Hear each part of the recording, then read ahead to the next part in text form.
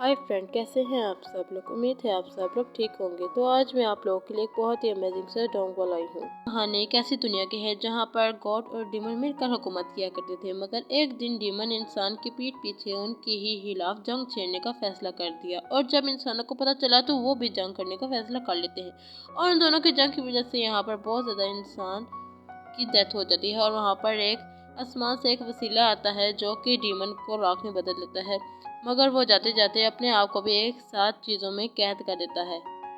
और जाते जाते वो ये कहता है कि मैंने अपने सोल के 7 पार्ट एक रिंग में डिवाइड किए हैं जो कि इंसानी दुनिया में मैंने फैला दिए हैं, और ये रिंग मेरी उसी को मिलेगी जो इस रिंग का वारिस होगा। सो गाइस, आज की हम अपनी एपिसोड नंबर 1 को स्टार्ट करते हैं।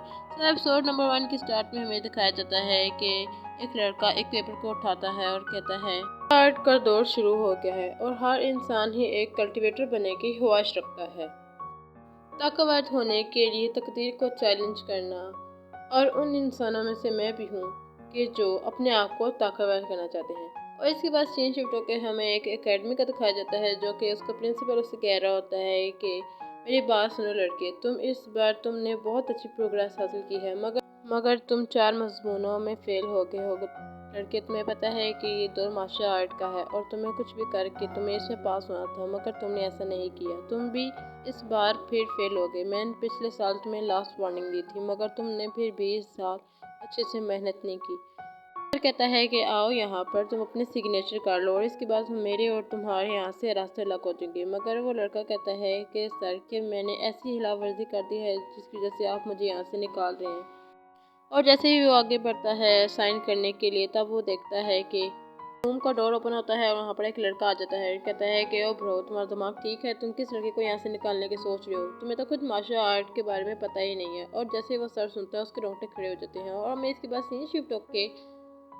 सीन शिफ्ट होके हमें एक और जगह का दिखाया जाता है जहाँ पर एक लड़का खड़ा होता है, और इस लड़के का नाम होता है जियाओ जिंग। गाइस, यही हमारी इस स्टोर का मेन हीरो है। वहाँ पर एक लड़की आती है और उसे चुराती हुई कहती है कि हाँ, ये लड़का तो वही है जहाँ जिसे यहाँ से निकाला जा रहा है। और वहाँ पर जो डिसाइपल खड़े होते हैं वो ये कहते हैं कि वो लोग यही बात कर रहे होते हैं कि हाँ, ये तो ज़ो जिंग है जो कि पिछले साल ही एक नंबर 1 सीट पर आया था, मगर ये क्या हो गया, इसे निकाला क्यों जा रहा है। मगर वो लड़की इससे आके ताने पे ताना दिया जा रही होती है और कहती है हाँ, ये तो बहुत ज़्यादा बेचारा इंसान है, और वैसे भी इन जैसे लोगों की हमारी एकेडमी में ज़रूरत ही नहीं है। वो लड़की बस यही उलझन सी बातें, अजीब सी बातें कर रही होती है, मगर वो कहती है कि हाँ रुको, इतनी भी जल्दी क्या है तुम्हें जाने की।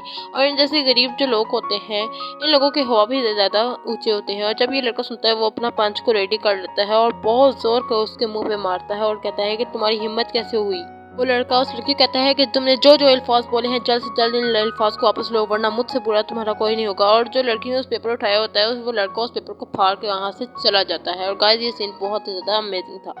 फिर वो लड़की अपना फ़ोन उठाती है और किसी को कॉल करती है। और इसके बाद गाइस हमें एक और जगह का सीन दिखाया जाता है जहाँ पर हमारा मेन हीरो ज़ियांग होता है, उसे बुली किया जा रहा होता है और उसी लड़की ने इन लड़कों को भेजा होता है। और जब वो उसके पास जाता है और कहता है तुम्हारी हिम्मत कैसे हुई मेरी गर्लफ्रेंड को हाथ लगाने की, इसके बाद तुम कभी भी उसे हाथ नहीं लगाओगे। वो लड़का कहता है मैं तुम सब लोगों को मार दूंगा।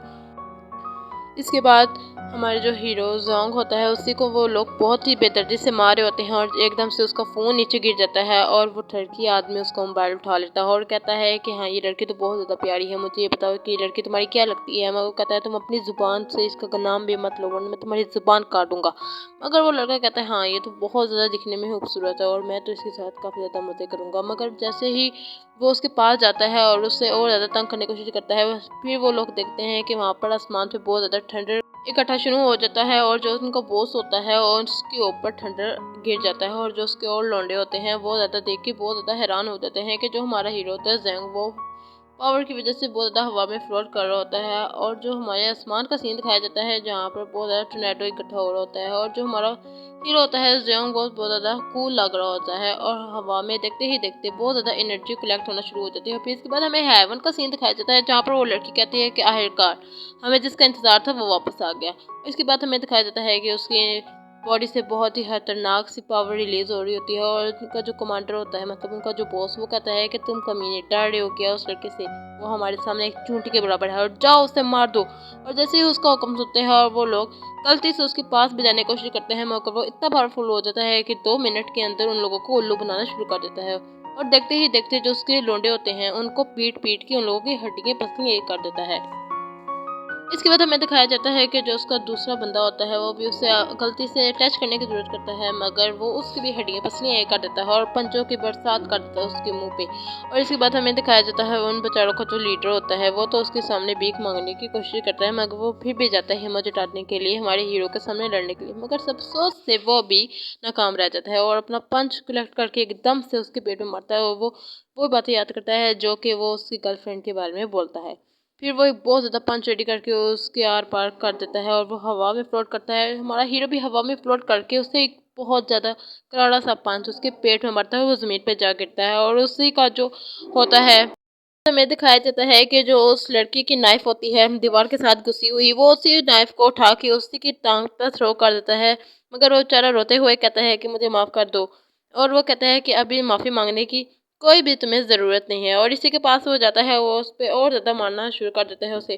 फिर हमें उसी के मोबाइल पे एक अजीब सी हलचल दिखाई जाती है, उसके मोबाइल पे एक अजीब सी पिक्चर को दिखाया जाता है। गाइस इसी के साथ हमारी एपिसोड नंबर 1 खत्म हो गई है। और अगर आपको मेरी एक्सप्लेनेशन अच्छी लगी हो तो वीडियो को लाइक कर दें, चैनल को सब्सक्राइब कर दें और वीडियो को शेयर करना मत भूलिएगा। गाइस मैं इसी का पार्ट 2 इसकी जितनी भी एपिसोड आए हैं बहुत जल्द मैं यहाँ इसी चैनल पे अपलोड कर दूंगी।